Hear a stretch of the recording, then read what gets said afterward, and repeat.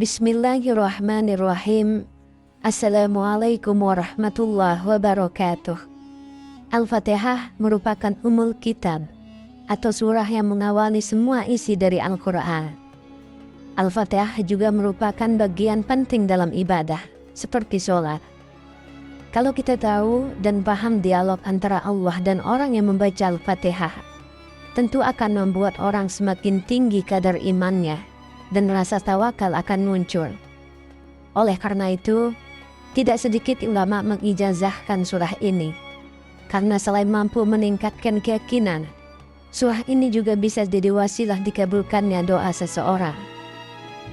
Sahabat beriman, ijazah surah Al-Fatihah awal mula berasal dari Syekh Abdul Qadir Al-Jailani dan mengalir ke ulama, kiai, asatiz, dan terakhir ke masyarakat banyak.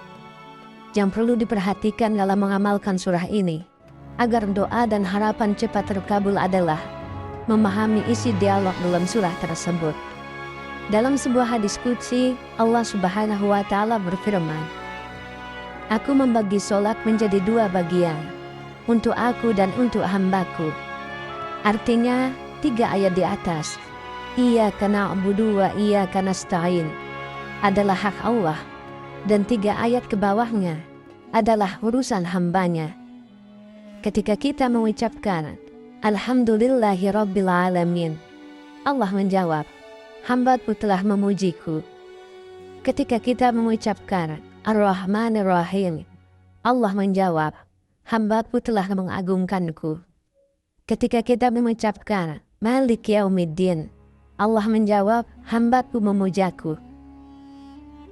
Ketika kita mengucapkan Iyyaka na'budu wa iyyaka nasta'in, Allah menjawab, "Inilah perjanjian antara aku dan hambaku." Nah, disinilah kunci permohonan kita, karena pada titik ayat ini Allah memberi kita kesempatan untuk meminta, dan Allah akan menjawab atau mengabulkannya. Oleh karenanya, dianjurkan pada kalimat atau ayat ini, Iyyaka nasta'in, dibaca berulang-ulang. Ada yang 7 kali, ada yang 11 kali, dan ada yang 21 kali. Tetapi secara umum biasanya dibaca 11 kali, lalu berdoa dan dilanjut bacaannya.